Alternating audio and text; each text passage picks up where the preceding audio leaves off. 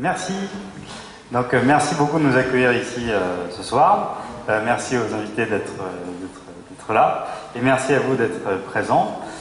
Donc, aujourd'hui, alors moi, très vite, c'est Guillaume Dulombe d'Invenis. Je travaille chez Seven Circles et j'adore l'innovation. Et donc, on a un thème autour de la transformation digitale, des enjeux et des retours d'expérience. Et pour évoquer ces sujets, eh bien, il y a deux personnes. Clément Marty, directeur de la stratégie du groupe Carrefour, et donc pas du tout, comme on a pu dire tout à l'heure, un expert du digital. En revanche, le fait que je sois là ce soir vous indique que le digital est sans aucun doute un axe de croissance identifié et poursuivi avec assiduité par le groupe Carrefour. Oui, bonsoir, donc Philippe Bernard, je suis responsable de la qualité, l'expérience client, de la relation client et des ventes au niveau du groupe Orange. Et donc du digital. Très bien. Donc on a identifié à peu près 4 thèmes de discussion. Et le premier thème, c'est les causes de la transformation digitale. Donc peut-être pour quelqu'un qui viendrait de Mars ou de Saturne, ou d'un pays très lointain, qui viendrait ici, qui verrait une conférence sur la transformation digitale, la première question, c'est pourquoi est-ce qu'il faudrait amorcer cette transition vers le digital? Et donc, je ne sais pas si vous avez envie de partager quelques-unes de vos convictions. Ouais, je pense que la réponse à la question, elle est pour nous, et j'imagine pour un certain nombre de grands groupes, assez simple. Elle vient des clients. Nous, nos clients, c'est, pour faire très schématique, tous les foyers français. Et aujourd'hui, les foyers français, ils ont évidemment une connexion Internet. Ils ont évidemment un téléphone mobile. Pour un grand nombre d'entre eux, un smartphone. Et devinez quoi, ils l'utilisent. Et du coup, nous, on a une part importante dans leur vie. On les nourrit, on leur permet de s'habiller, on leur permet d'équiper leur foyer. Et du coup, si on veut être en phase avec eux, on n'a pas tellement d'autres choix que de comprendre ce que ça veut dire que le digital pour eux. Et du coup, nous, de nous adapter, de nous transformer, parce que malheureusement, on n'est pas historiquement organisé pour toutes les conséquences que la digitalisation de nos clients peut avoir. Bon, peut-être en complément, parce que globalement, le digital, pourquoi chez Orange? Parce que nos clients sont digitaux, et un client digital, c'est un client qui veut des choses simples et rapides. Voilà, s'il fallait, et transparentes. Donc voilà, donc le digital, ce sont quand même des notions tout à fait nouvelles dans cette industrie des télécoms, et donc pour répondre à cette attente qui provient d'autres industries, on doit effectivement évoluer. Sachant qu'Orange, c'est 220 millions de clients sur 25 pays, et c'est clair qu'entre le Cantal et le Botswana, il y a des écarts monstrueux quand on parle de digital. Mais aujourd'hui, par exemple en Afrique, 98% des transactions de vente sont digitales, puisqu'on utilise ce qu'on appelle le USSD, je ne sais pas si vous connaissez, c'est quand vous faites dièse 1, 2, 3 dièse. Vous avez tous eu des cartes prépayées, quand vous faites dièse 1, 2, 3 dièse, vous avez l'état de votre compte. Bah, c'est 98% aujourd'hui des interactions en Afrique. Et pourtant, ils ne sont pas digitaux, mais pourtant, on est bien dans l'automation, la simplicité, la rapidité. Donc, quand on parle digital, il faut faire très attention à ce qu'on dit. On pense surtout digital en Europe de l'Ouest. Il ne faut pas oublier qu'en Afrique, c'est une autre dimension encore plus passionnante. On y reviendra. Alors, et donc moi j'ai une question là-dessus, c'est pourquoi est-ce que la technologie digitale amène nécessairement l'entreprise à une transformation? Qu'est-ce qui fait l'objet d'une transformation? Alors, je vais prendre un exemple très simple qui est Order on the web, pick up in the store. Vous savez, vous commandez sur le web et puis vous allez vous faire livrer en boutique. Enfin, ça peut être le drive, peu importe. Donc, aujourd'hui, par exemple en Espagne, 40% des gens qui commandent sur Internet vont se faire livrer en boutique. Alors pourquoi? Parce que quand vous allez en boutique, vous pouvez changer de choix. J'ai pris le dernier Samsung S6 Edge qui a été annoncé la semaine dernière. Je l'ai pris avec une couleur verte et j'arrive dans la boutique, je viens dans la chienne, la couleur rose, elle est quand même plus sympa. Eh bien, vous avez la possibilité de le faire en boutique. Quand vous êtes livré à la maison, c'est plus difficile. Vous renvoyez le produit, c'est compliqué. Donc pour le client, c'est une transformation majeure, c'est un plus. Et puis pour nous, ça nous permet de faire du upselling, je ne vous le cache pas. On vend un accessoire qu'on marge à 50%. On en profite pour placer un autre, ce qu'on appelle un price plan, c'est-à-dire un autre abonnement au client. Donc en fait, tout le monde y gagne. Mais faire ça, c'est une modification considérable de la supply chain. Une supply chain qui vous permet de donner une visite du stock à vos clients, de voir visiter également les autres boutiques. Et le vrai problème qu'on a dans le monde des télécoms, c'est qu'on a deux mondes en fait. Vous avez le monde de l'opérateur du service du réseau et vous avez le retailer. Nous sommes retailers. Et en fait, ces deux mondes-là n'ont jamais été mixés. Jamais. Séparés. J'ai des caisses séparées, des IT séparés. Avec le digital, on est obligé d'avoir le même système IT pour à la fois l'opérateur de service qui vend des price plans, ce qu'on appelle du ciment de lit, et l'opérateur qui fait le retailer du dernier terminal. Donc le digital, c'est une transformation considérable de notre métier et de tous les systèmes d'information qui sont derrière. Un exemple.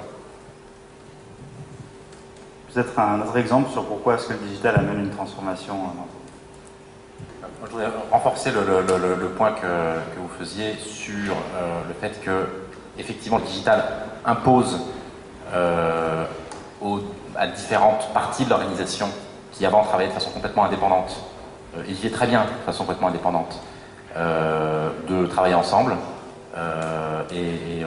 Dans notre cas, les hypermarchés, les supermarchés, les magasins de proximité, tout ça fonctionnait très bien, chacun dans son coin. Aujourd'hui, le client ne peut pas comprendre que quand il est chez Carrefour, que ce soit le magasin de proximité en bas de chez lui ou le grand hypermarché à 10 minutes de voiture de chez lui, il ne soit pas reconnu de la même façon, traité de la même façon et qu'il n'y ait pas une relation personnelle avec lui qui soit la même. Et donc ça a l'air facile et sympa à dire. C'est très très compliqué à mettre en place. Et c'est là que toute la question et toute la difficulté de la transformation digitale surgit. Du coup, la transformation digitale, c'est pas uniquement un gadget marketing ou un gadget de com, c'est fondamentalement une façon très différente à l'intérieur des grands groupes de travailler ensemble. Et c'est d'ailleurs peut-être pour ça que c'est particulièrement difficile dans les grands groupes, parce que, je ne sais pas combien de personnes chez Orange, mais un certain nombre. Chez Carrefour, on est à peu près 350 000.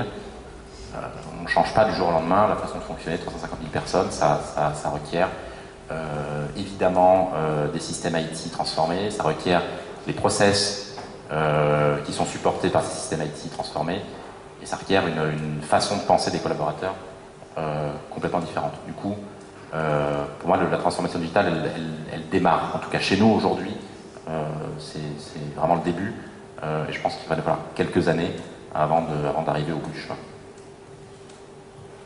Très bien, merci. Donc, ce que j'aurais souhaité, c'est aborder la question peut-être d'une histoire de transformation digitale sur un point précis, mais comprendre en quoi la transformation digitale a amené un changement à plusieurs niveaux différents. Par exemple, au niveau de la supply chain, au niveau des processus de fabrication, de l'IT, de la relation avec le client, etc. Est-ce qu'il y a peut-être une idée d'histoire qui vous vient à l'esprit, avec éventuellement, si c'est possible, la situation avant la transformation digitale et la situation après la transformation digitale, cette différence permettant de mesurer le changement qui a été accompli. Qui veut se lancer en premier? Bien français. Alors d'abord, le digital, c'était aussi l'introduction de nouvelles marques. C'est par exemple en France, on a introduit Soch. Soch Payot, une sous-marque d'Orange. En Pologne, en Espagne, au Sénégal, on fait pareil. C'est-à-dire qu'on introduit des marques qu'on présente comme étant digitales, une marque digitale, en fait tout simplement pour contrer un nouvel entrant. Free est arrivé avec un modèle différent, parce qu'en fait il a introduit la notion d'abonnement sans subvention, ce qui permettait de réduire de 50% le prix facial. Et donc on ne peut pas répondre avec une marque majeure à une attaque aussi forte. Donc on a décidé de répondre avec une marque qu'on ne va pas appeler low cost, c'est pas terrible, et qu'on a appelé digital. Pourquoi? Parce qu'en fait, il faut se dépositionner par rapport à la guerre du prix. Donc nécessairement, vous allez dire, ma marque Soch, elle est digitale. Ce qui est vrai d'ailleurs, puisqu'en fait, tout se fait en digital. Vous commandez sur le web, le service client est plutôt sur le web. Et puis surtout, on a donné une dimension digitale dans toute la communication. Donc on a joué énormément sur les réseaux sociaux, avec des animateurs de forums, etc. Donc le digital, c'est aussi une autre façon de marketer. quand vous étiez un marketeur qui sortait des écoles il y a une dizaine d'années, on va être gentil, ça fait un peu plus que ça, on apprenait à travailler sur la structure de prix. Vous étiez chef de produit, chef de prix. En gros, vous faisiez du prix et puis des modèles de sensibilité. Maintenant, un marketeur, c'est quelqu'un, et alors on faisait des focus group. Voilà, puis alors, focus group, et puis 6 mois après, on avait un résultat. Aujourd'hui, le marketing digital, ben, vous le savez, il est complètement interactif. Vous testez rapidement. Soit vous testez une solution sur le web en MVT, multivariable. Bon, vous connaissez ça. Vous testez des concepts, vous testez des produits. Vous interagissez directement avec des clubs d'utilisateurs. Vous avez une réponse directe à votre offre. Donc le marketing a complètement changé. Et donc, en fait, on est en train de revoir nos filières de recrutement de marketeurs. Puisque quand vous êtes sur une marque digitale comme Soch, ben vous avez besoin de profils différents de ceux que vous utilisiez autrefois. Alors la com aussi, évidemment, mais bon, la com, certains d'entre vous connaissent bien la com digitale, on en a besoin, c'est complémentaire. Donc moi j'aurais tendance à dire sur le marketing, ça change tout. Et puis après, bon, on a parlé de la supply chain, évidemment, où là on est dans une autre logique d'intégration. Et puis je vous parlerai peut-être plus tard du fait que même l'opérateur de réseau Orange, le réseau GSM, 3G, 4G, doit passer d'un marketing de masse à un marketing individuel. Le marketing de masse, c'est ce que vous avez aujourd'hui sur le terminal. Si vous prenez votre terminal, vous avez des petites barres, souvent 4, 5 barres. ATT disait to raise the bar, c'est-à-dire pour avoir la couverture. Et puis vous avez GSM, je crois que ça existe encore, petit Edge, grand Edge, 3G, 3G+, H, H+, 4G, 4G+. Et ce qui fait que plus personne ne comprend rien. Ce que je peux vous dire par contre, c'est que quand c'est marqué Edge, le segment des jeunes dont vous faites partie considère que ça veut dire erreur, le E. Et oui, parce qu'en Edge, on ne peut pas activer une app. Donc tout ça pour vous dire qu'on en est à une ère préhistorique du marketing du réseau. C'est notre fonds, on met des dizaines de milliards d'euros en France tous les ans. On n'est pas foutu de faire le marketing de ce qu'on produit. Eh bien, le digital va nous permettre, par le big data, de comprendre, vous par exemple, votre expérience client depuis ce matin. Combien de drop calls, c'est-à-dire de rupture d'appel, combien de fois vous avez voulu aller sur Internet et qu'il n'y avait pas suffisamment de débit, combien de fois à la maison votre couverture indoor n'est pas bonne, et cette connaissance fine, on est en train de la mettre en place, et ça nous permettra de faire un marketing individuel de votre propre expérience. Donc, on va passer de CTO, de directeurs techniques qui géraient des indicateurs de couverture, à des gens qui vont devoir rendre compte de la qualité individuellement du réseau que vous vivez tous les jours. Et c'est comme ça d'ailleurs que Orange s'en sortira face au low cost. C'est le seul moyen de prendre un engagement sur la qualité du réseau et en le marketant proprement. Vous voyez que le digital qui est derrière, c'est comment communiquer vers les clients, comment mieux comprendre les clients, comment entrer dans cette logique d'intimité qui nous permettra de marketer et donc de vendre différemment la valeur de ce qu'on produit. Merci. Un peu intellectuel, mais...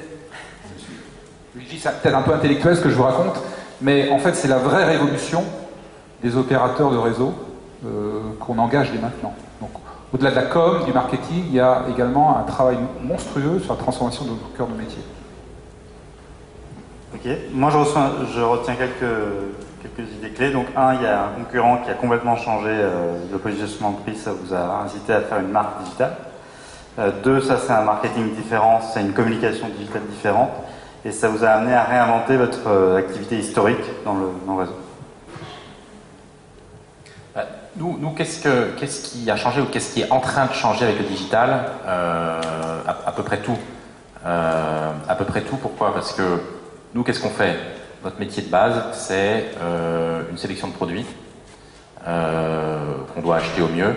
Ensuite, c'est un pricing qui permet à la fois de donner aux clients le meilleur produit au meilleur prix et nous, de gagner notre vie. Ensuite, c'est pas mal de logistique, parce que ces produits, il faut les amener de là où ils sont jusque dans le panier du client. Et évidemment, un petit peu de communication pour être certain que tous les Français ont bien compris que les bons produits au bon prix, c'est chez Carrefour qu'ils les trouveraient et pas ailleurs. Donc ça c'est la base de ce qu'on fait. Et on peut voir le digital de deux façons. Il y a une façon qui consiste à dire, finalement ça change tout, parce que si on regarde la perception prix des clients, avant le client, il connaissait le prix de quelques produits dans son carrefour et dans là ou les quelques enseignes qui étaient à quelques minutes de voiture de chez lui ou de son travail. Aujourd'hui, il a virtuellement accès à tous les prix de tous les produits partout. Donc il y a une explosion de l'information disponible aux clients qui est énorme.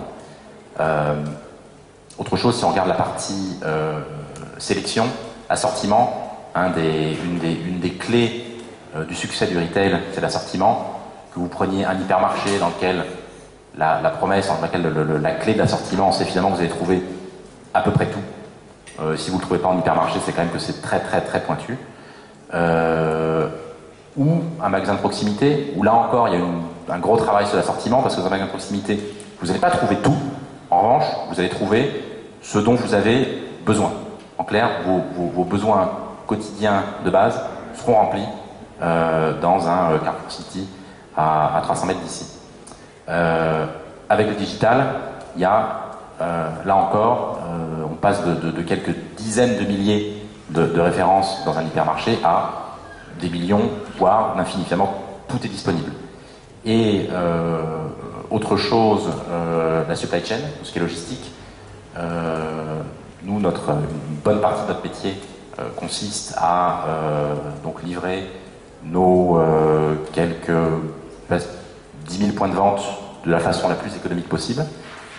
La supply chain, si vous livrez un hypermarché par camion entier, par palette entière, c'est évidemment très très différent de venir au 5e étage, chez vous, pas très bien savoir comment est-ce que je trouve le code, est-ce que vous êtes là à l'heure ou pas, et tout ça dans des conditions économiques à peu près correctes. Donc finalement, ça change tout. Inversement, ça change pas grand-chose parce que ça garde une dimension de j'ai des clients qui viennent chez moi pour une bonne part de leurs besoins quotidiens. Comment est-ce que je les sers au mieux? Le prix, ça fait longtemps qu'on est habitué à se battre sur les prix avec nos concurrents. Voilà, Internet donne plus de transparence, mais finalement, entre Carrefour et Leclerc, la guerre est là depuis longtemps et les gens qui s'intéressent, ils ont les prix en tête depuis longtemps. Et la supply chain, on l'a fait pour les hyper, on l'a fait pour les super, on l'a fait pour les magasins de proximité. Demain, on la fera soit en bas de chez vous, chez votre cordonnier, soit sur le pas de votre porte. Finalement, les métiers de base restent les mêmes. En revanche, le niveau d'exigence des clients augmente et peut-être qu'on en parlera un peu plus tard, le type de concurrent qu'on a en face de nous évolue très vite. Et au lieu de se battre contre quelques grandes enseignes qui finalement sont des animaux à peu près comme nous, on voit émerger une multitude de concurrents qui viennent d'horizons différents, qui ont des façons de faire différentes, qui ont des savoir-faire. Donc ils ont clairement des plus dans certaines dimensions, et évidemment, et heureusement, pas mal de moins dans d'autres dimensions. Très bien. Alors, c'est intéressant cette remarque sur les concurrents nouveaux. Moi, j'ai pris connaissance très récemment d'une étude qui a été publiée dans les Échos, où on pouvait lire que la capitalisation boursière des GAFA, donc Google, Amazon, Facebook, Apple, est désormais, semble-t-il, supérieure que celle de l'ensemble du CAC 40, qui sont des entreprises centenaires.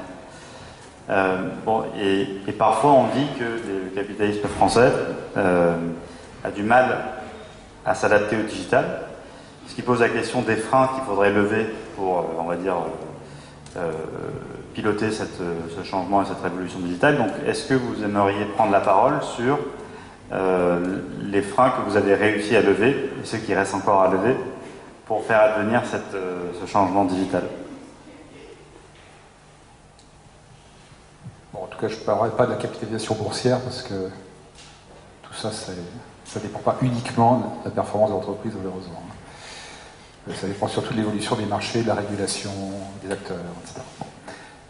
Les freins, je pense que d'abord, quand on parle de transformation digitale, il faut être conscient que c'est des transformations pas à pas.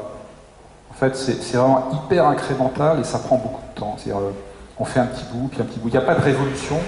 Il n'y a pas de révolution digitale d'une entreprise, quoi.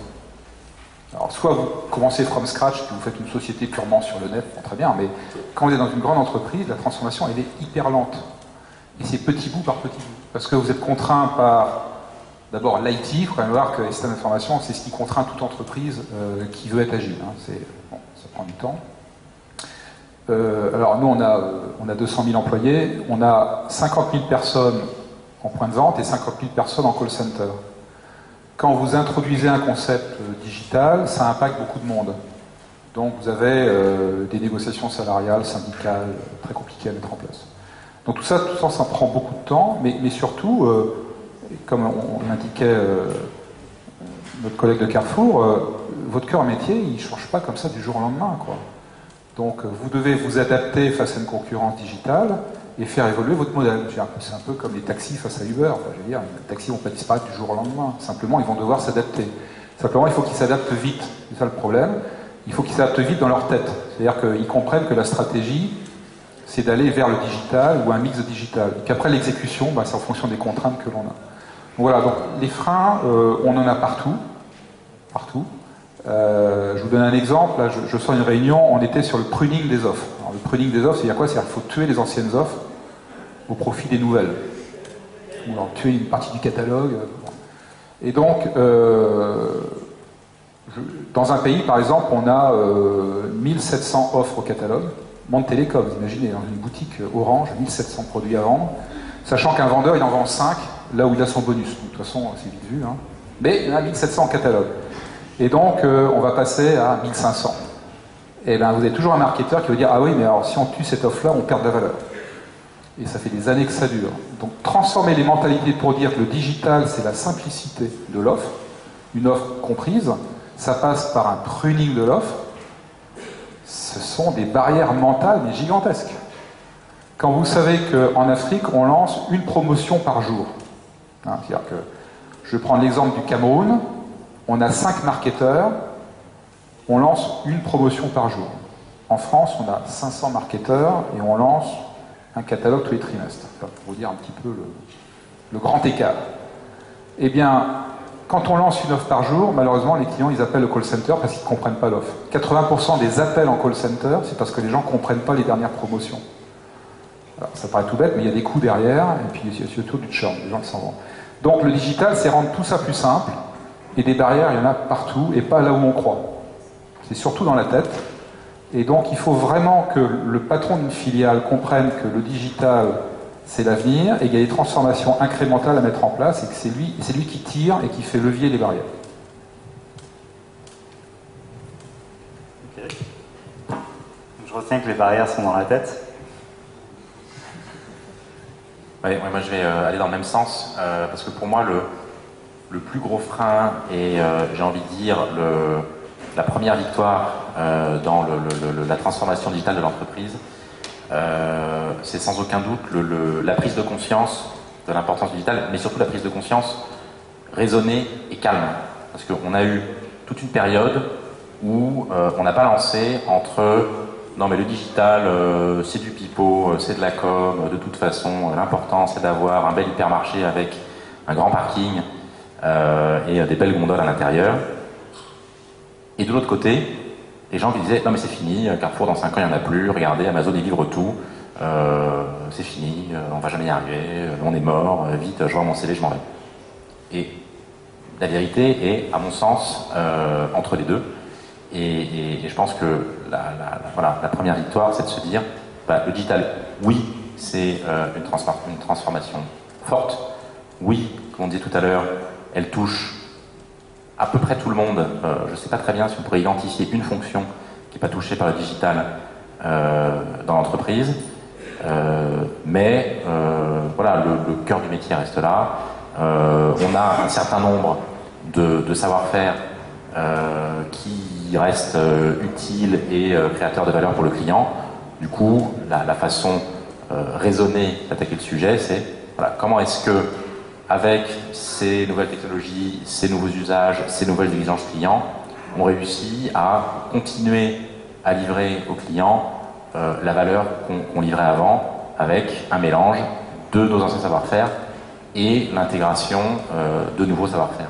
Donc je pense que pour nous, et je l'ai dit tout à l'heure, c'est probablement on est au début de la transformation, et je pense que s'il y a une chose qu'on a faite et qu'on a réussi, et ça n'a pas été sans peine, c'est, voilà, les gens savent aujourd'hui chez Carrefour qu'il y a une transformation digitale à réaliser, mais je pense qu'ils la prennent avec sérénité et j'espère avec un petit peu de confiance. Et ça, pour moi, c'est la condition sine qua non de la réussite de la transformation.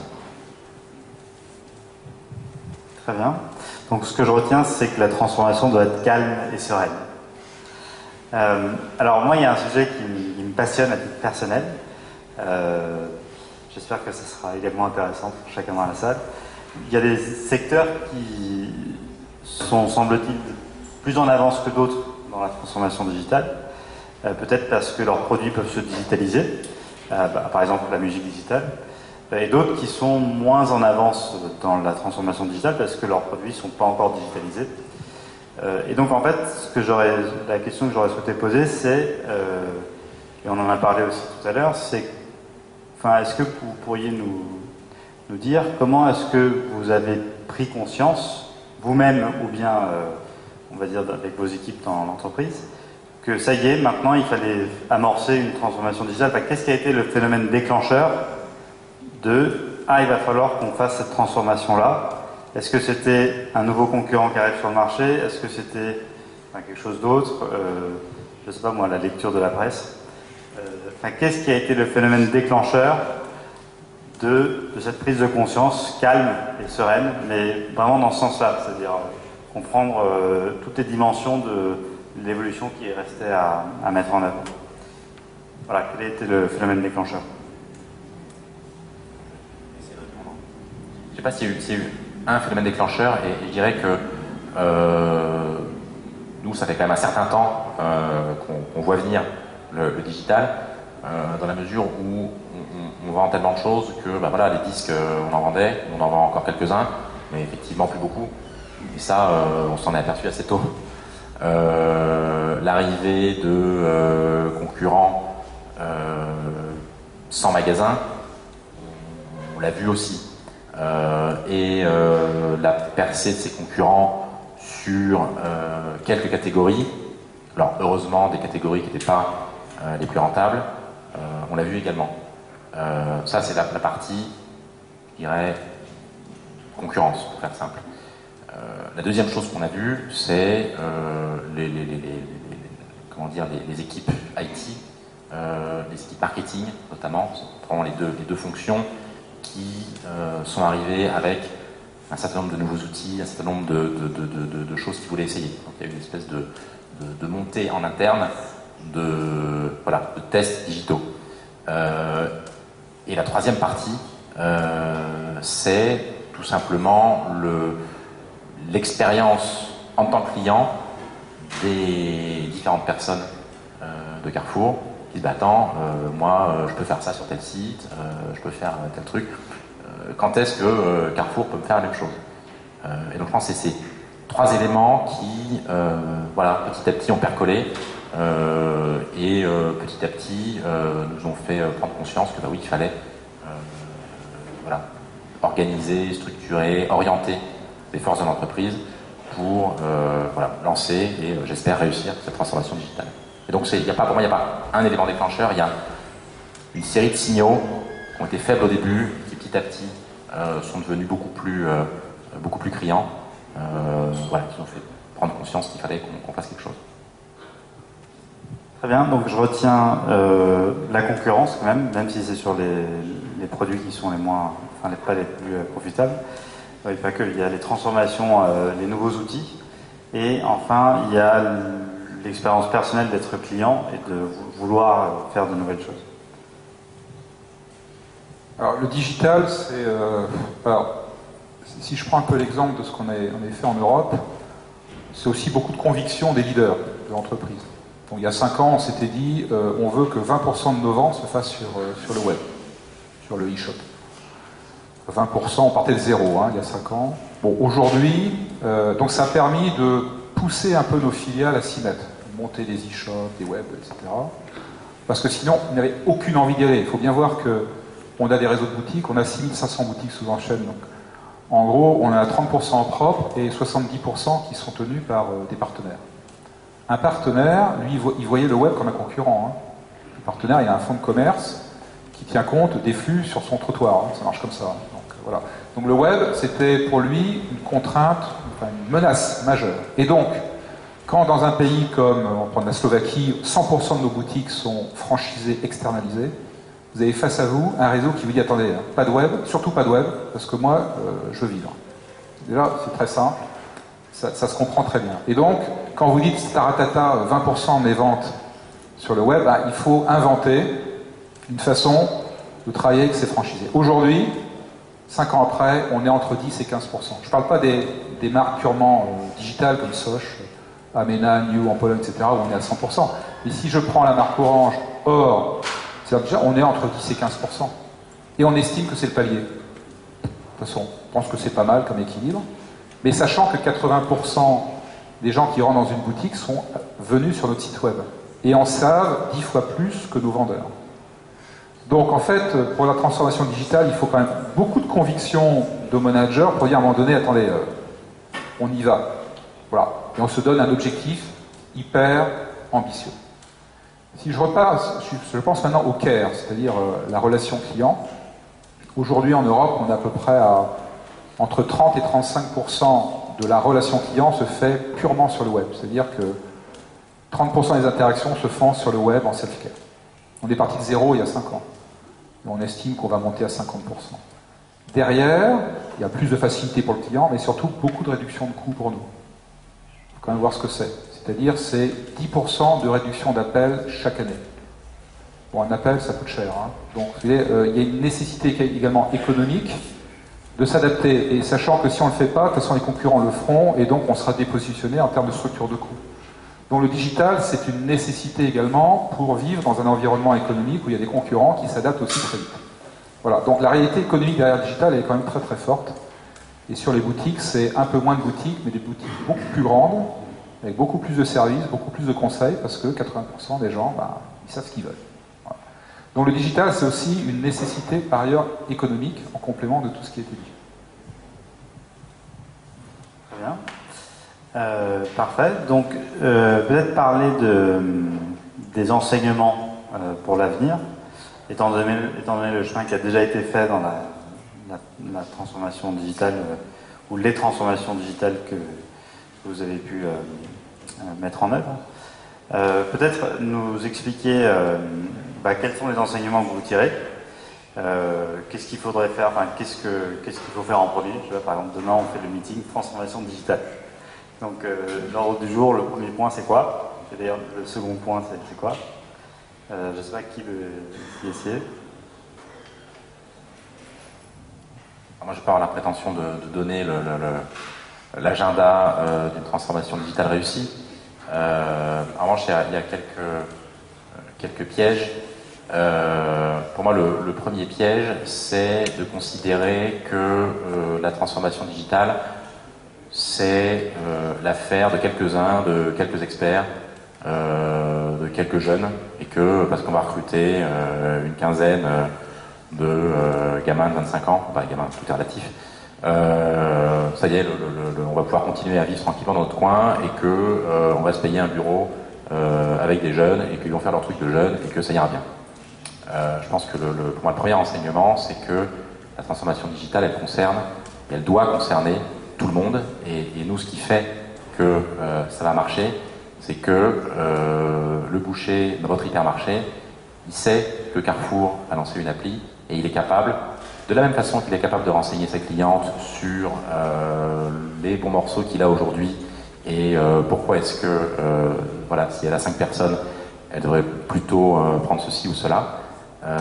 Il doit aussi pouvoir lui dire on a une appli, et si vous voulez, pour vous tenir au courant des dernières promotions, allez sur l'appli, c'est plus simple, c'est quand vous voulez, et c'est plus facile que votre catalogue. Et ça, c'est pas une équipe ni de l'IT, ni du e-commerce, ni du marketing quelque part au siège qui va réussir à faire ça. Donc c'est vraiment tout le monde qui doit être embarqué dans la transformation. Pour moi, le deuxième enseignement, la deuxième recommandation, c'est Il faut trouver le bon équilibre entre une organisation top-down avec une vision et une déclinaison métier par métier et laisser libre cours à une certaine créativité, un certain foisonnement dans les différentes équipes. Le succès de Carrefour est probablement une clé du succès dans le retail, c'est que dans chaque magasin, le patron de magasin et ses équipes se sentent concernés par le fait que chaque client trouve ce qu'il veut, soit bien reçu, ait le bon produit au bon prix, etc. Et c'est pas quelque chose qui se décrète du siège. Et de la même façon, la transformation digitale, oui, il faut organiser, oui, il faut fixer un cap, oui, il faut établir une structure, mais ensuite, il faut laisser les tests se faire. Il faut laisser les magasins qui ont envie de s'ouvrir une page Facebook et de l'animer eux-mêmes la faire, et ceux qui n'ont pas envie, ben on verra plus tard comment est-ce que on pense qu'il faut pas le faire. Mais il ne faut pas hésiter, et c'est quelque chose qui n'est pas forcément évident dans des structures comme voilà, les grands groupes comme Orange, comme Carrefour. Il ne faut pas hésiter à laisser une certaine part de créativité et d'attitude aux collaborateurs, aux gens partout dans l'organisation. Et du coup, voilà. Et d'ailleurs, ça rejoint un petit peu le message selon lequel c'est pas une équipe d'experts qui va avoir la réponse à toutes les questions. Les réponses aux questions que le digital va poser, c'est finalement chacun des employés de Carrefour qui va petit à petit en proposer, on va en tester certaines vont pas marcher, certaines vont marcher, et au fur et à mesure on va apprendre. D'accord, donc ce que je retiens, c'est qu'on cantonne pas le digital à une équipe de jeunes de 25 ans, ça concerne tout le monde, qu'il faut à la fois avoir un message de direction et en même temps laisser libre cours à la créativité. Moi j'ai juste une question là, sur l'exemple de la communication. Il y a peut-être 10 ans, on n'aurait jamais fait ça, de laisser les gens faire leur page Facebook, etc. Parce que, enfin, de ce que je connais de la communication, c'est un message qui doit être maîtrisé. Et là, il semble que ce ne soit pas le cas. Ou que c'est moins le cas. C'est un peu encadré, on ne laisse pas n'importe qui raconter n'importe quoi. Mais très concrètement, évidemment que nos clients sont actifs sur les réseaux sociaux. Évidemment que on cherche la bonne façon d'être, de communiquer avec eux sur les réseaux sociaux. En revanche, c'est pas quelques personnes. Troisième point, c'est on croit chez Carrefour que c'est l'interaction locale qui fait le succès. Ensuite, est-ce qu'on va imposer à tous les magasins en l'état actuel de notre expérience et d'ailleurs quand on voit l'évolution rapide des usages clients, est-ce qu'on va imposer à tous les magasins l'obligation de faire une page Facebook et la bonne façon et la mauvaise façon de communiquer? Non. On va dire, bah tiens, je vois que j'ai quelques patrons de magasins qui sont partants, qui sont motivés. Je vais faire les tests chez eux, je vais voir entre des communications qui sont effectivement très contrôlées, très institutionnelles, mais un petit peu ennuyeuses, et des communications qui sont un peu plus terrain, un peu plus spontanées, moins pro, mais finalement, nous, nos contacts avec les clients, ils sont pas, oui, il y a la com, oui, il y a la télé, il y a les catalogues, tout ça, mais le vrai contact entre Carrefour et ses clients, c'est, comme je disais tout à l'heure, c'est le boucher. Et lui, vous lui faites déjà confiance pour raconter les bonnes choses et pour donner les bons conseils à sa cliente. Et c'est personne qui lui explique ce qu'il faut qu'il dise. Donc de la même façon, pour tester un certain nombre de moyens de communication, il arrive que le test, c'est-à-dire par le bas, soit la bonne façon d'apprivoiser ces moyens de communication. Et après, on n'est pas à l'abri d'une bonne surprise. En 2014, on a fait une campagne pub, YouTube, avec l'utilisation de Shazam.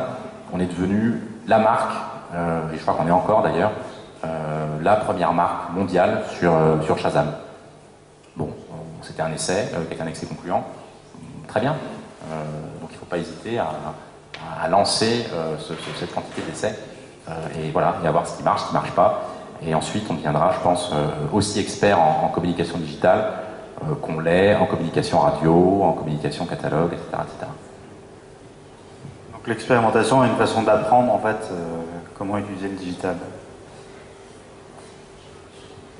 Peut-être sur la transformation digitale, alors je suis complètement d'accord, c'est l'affaire de l'ensemble des employés de la société. Donc ça va les engager, donc il faut une stratégie très claire, l'expliquer. Puis après, pour la transformation, il faut que chaque ligne de métier s'y retrouve. C'est-à-dire que comment on engage une transformation digitale au pays, c'est qu'en fait, d'abord, la stratégie est claire, c'est où est-ce qu'on veut aller, quelles sont les attentes clients. On travaille beaucoup sur les parcours clients, par exemple, le parcours client d'achat, de livraison, et on croise ça avec les process de l'entreprise. Ce qui fait que, au bout du compte, si je fais, je parlais de order on the web, pick up in the store, typiquement, c'est l'omnicanalité. Il faut que chaque patron de la distribution, du marketing, du réseau, de relations clients, sache exactement ce que ça veut dire et pas plus de 3 points. Et donc il y a 3 points de transformation. Donc il faut ramener ça à des choses très simples dans leur métier. Simplement la cohérence, elle est assurée par cette transformation digitale. Donc ça pour moi c'est des règles clés, c'est être très clair sur notre stratégie, où on veut aller à 3 ans, et qu'est-ce que ça veut dire pour chaque ligne de métier, sachant qu'ils sont tous solidaires de la transformation. Alors évidemment, tout ça, ça passe par beaucoup de leadership au niveau de l'équipe de management pour imposer parfois des choix et aller plus loin. Et puis effectivement, l'engagement des employés est clair. C'est le meilleur moyen de faire remonter les bonnes idées. Alors ensuite, sur les expérimentations, nous on est plutôt dans une logique où c'est un pays qui va expérimenter une solution. C'est-à-dire que le groupe décide d'aider un pays à mettre en œuvre une solution particulière, très digitale. Et puis, une fois qu'on a réussi, on la déploie à d'autres pays. Donc, on est dans une logique, en fait, de proof of concept, mais à l'échelle d'un pays, qu'on déploie après au niveau des autres. Très bien.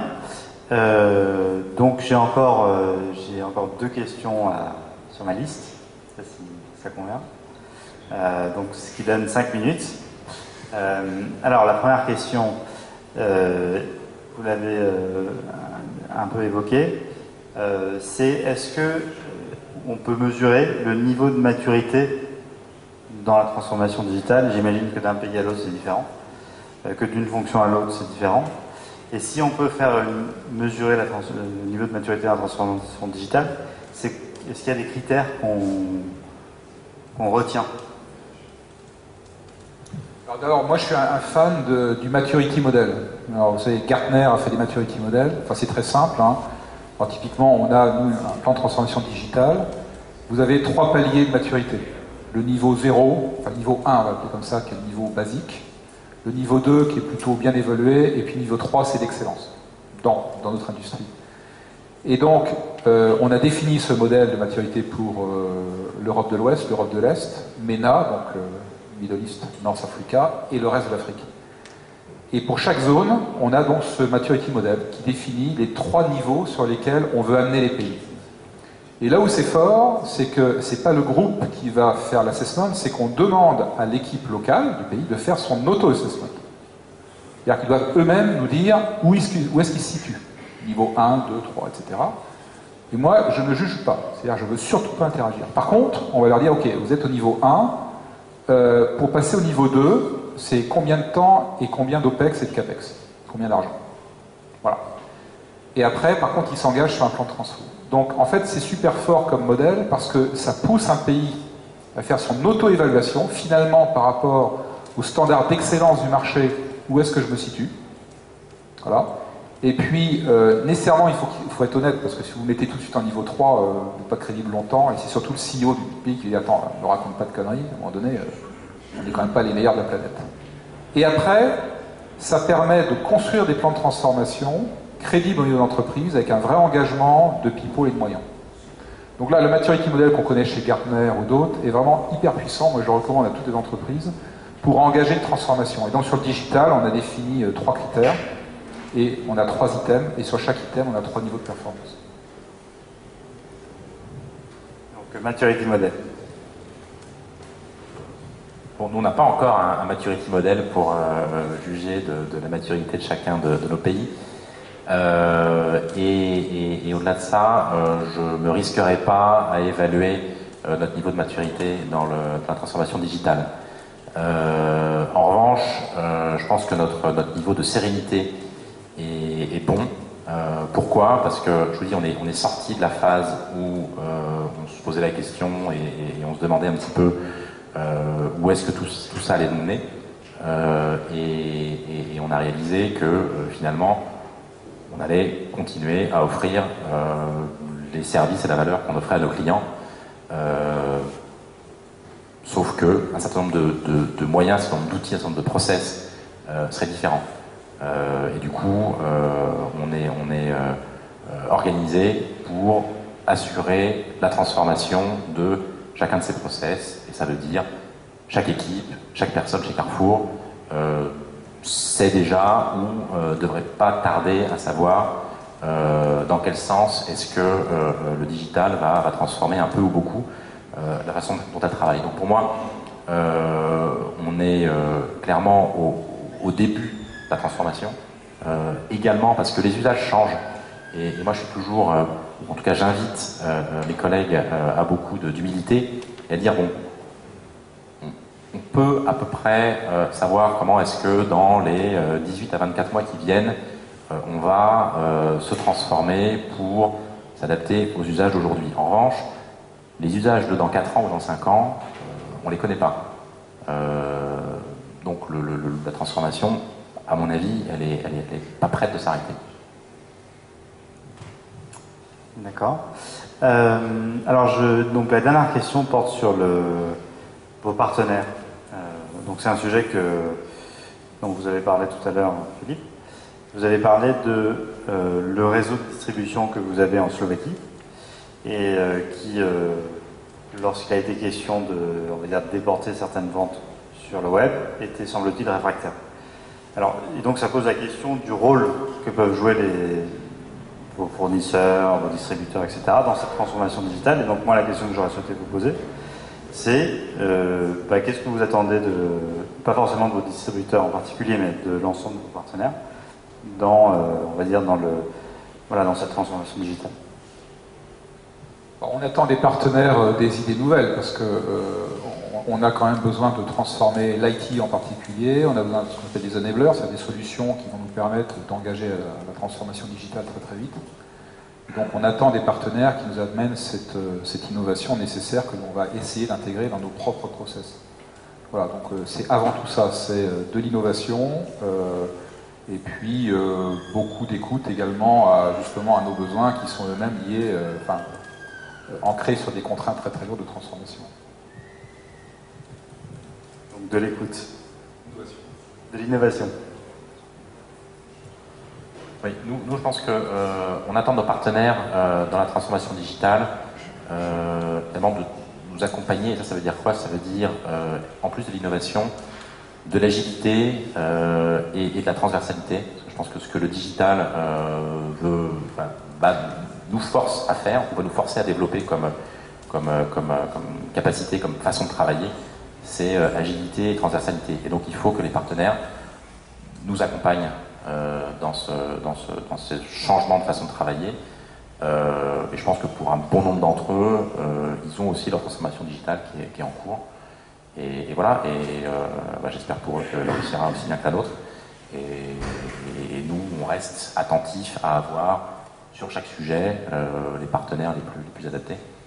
Et ça veut dire, pour un certain nombre, des partenaires historiques, et pour d'autres, c'est aussi l'opportunité pour des structures plus petites, plus jeunes, de montrer ce qu'elles savent faire.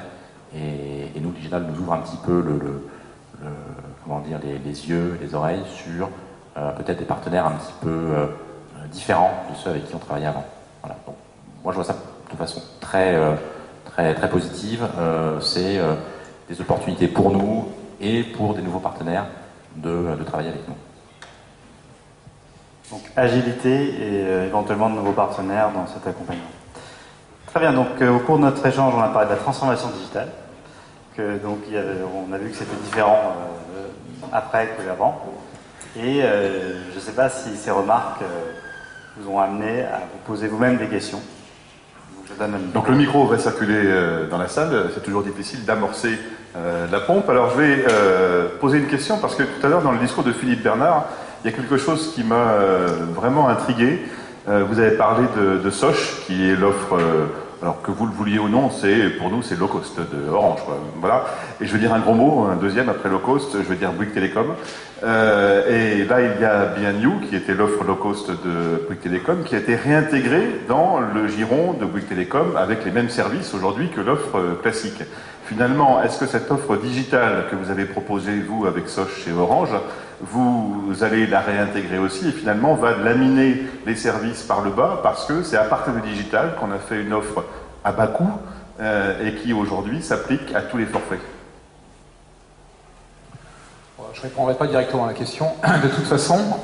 Non, mais simplement, il ne faut pas opposer digital à premium ou premium à low cost. Enfin, je pense qu'il faut vraiment partir du besoin du client. Donc, des clients qui ont besoin, qui ont envie de faire eux-mêmes sur le web et qui donc payent un petit peu moins cher, il y en aura toujours. Il y aura toujours des gens qui préféreront aller acheter en boutique. Donc la vraie question, mais qui ne se pose pas en ces termes avec Bouygues, mais qui se pose pour Orange, c'est comment j'arrive à premiumiser un peu plus Orange pour apporter plus de valeur à mes clients, de telle sorte que je puisse tenir face à une guerre du prix. Donc Sosh, c'était un moyen de répondre à une guerre du prix, clairement, un conditionnement de prix. Et c'est bien, et le digital permet de le faire, puisque quelque part, le digital, ça permet de le faire plus simplement, donc c'est moins cher, donc travailler votre structure de coût. Maintenant, le vrai enjeu pour Orange, c'est pas d'intégrer Sosh, c'est de voir comment je peux satisfaire davantage mes clients avec plus de valeur, et apparaître comme étant un opérateur à plus forte valeur.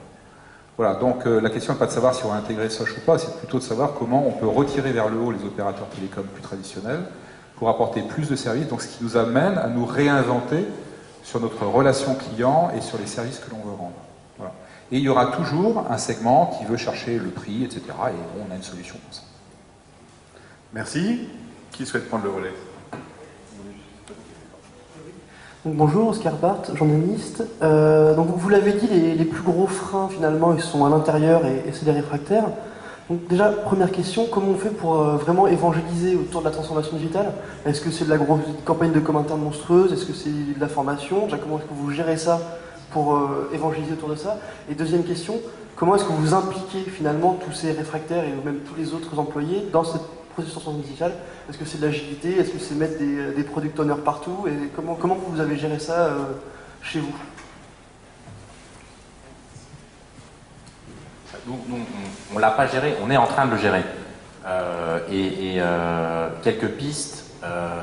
Il y a évidemment une piste formation qui consiste à prendre les populations les unes après les autres et à les former au digital. Mais il y a surtout, et d'ailleurs c'est pas en opposition, il y a surtout la façon dont on explique magasin par magasin, parce que pour nous l'unité de travail c'est le magasin, ce que Carrefour fait, ce que les clients ont comme nouveaux services, des applications, la transformation de la carte de fidélité et du programme de fidélité Carrefour. C'est en s'appuyant sur des exemples concrets comme ça que voilà, petit à petit tous les employés de magasin voilà, apprennent qu'une app Carrefour a été lancée, que le programme de fidélité évolue, et voilà les questions que vous allez avoir des clients, et voilà les réponses, parce que voilà, dans quel sens ça évolue, et on en profite pour, au-delà des côtés très pratico-pratiques, faire ajouter à chaque fois une petite couche plus générale sur voilà, notre métier se transforme, vous, comme consommateur, vous vous renseignez sur Internet avant d'aller en magasin, et ben les clients de Carrefour c'est pareil, et voilà comment est-ce que Carrefour est.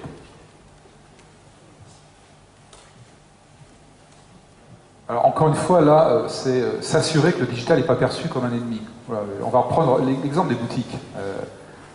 Boutique Orange, il faut à tout prix que le web soit vu comme un élément positif. Alors le web ça mène du flux en boutique, quoi qu'on en dise. 80% des gens qui viennent en boutique sont allés sur le web. Le taux de transformation en boutique, il n'a pas bougé depuis qu'on a le web. 30-50%. Le taux de transformation sur le web, il n'a pas bougé, 1 à 2%. Il faut quand même voir que nos boutiques sont beaucoup plus efficaces que le web, quoi qu'on en dise. Enfin, heureusement. Et donc, en fait, l'avenir de la boutique passe par le numérique. J'arrête pas de le dire. C'est parce qu'on sera dans le digital qu'on sera encore dans le physique. Et donc, il faut expliquer tout ça. Il faut après donner des moyens aussi nouveaux à nos vendeurs en boutique pour qu'ils ne soient pas ringardisés. Il faut qu'eux-mêmes puissent commander sur Internet pour le compte du client. Bon, voilà. Et on encaisse avec la carte bancaire. Il faut qu'ils aient une visibilité du stock, puisque en fait, quand vous avez une visibilité du stock sur le web, il est absolument aberrant de considérer qu'un vendeur n'a pas visibilité du stock dans les autres boutiques. Donc il faut également démontrer à nos employés qu'on leur donne des moyens nouveaux pour répondre aux besoins du client et le servir. Et puis le dernier moyen, c'est donner des moyens nouveaux pour connaître le client. Tout ce que veut le client, c'est être connu et reconnu par Orange. Quand j'appelle 3 fois un call center, je ne réexplique pas mon histoire. Quand j'arrive en boutique, eh ben, mon case que j'ai ouvert sur le web, il est connu du vendeur en boutique. Voilà, donc tout ça, donc il faut effectivement donner à nos employés des outils nouveaux qui sont des outils purement digitaux, de type Big Data, de connaissance du client, qui leur permettront d'avoir une relation de proximité avec ces clients qu'ils n'avaient pas jusqu'à présent. Voilà, donc c'est bien démontrer que le digital est un moyen d'enrichir son métier. Merci. Une autre question, intervention, témoignage? Bonsoir. Peut-être ça rejoint un peu ce que vous avez commencé à dire, mais c'est vrai qu'on a beaucoup parlé de la transformation digitale au sens relation client, produits, services, etc. Maintenant, dans des grandes entreprises comme les vôtres, il y a également, j'imagine, une transformation digitale à l'intérieur de l'entreprise et des process internes et des manières de travailler.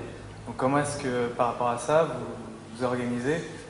Est-ce que ça vient en même temps que la transformation digitale des produits et services et de la relation client? Ou est-ce que ça va arriver après?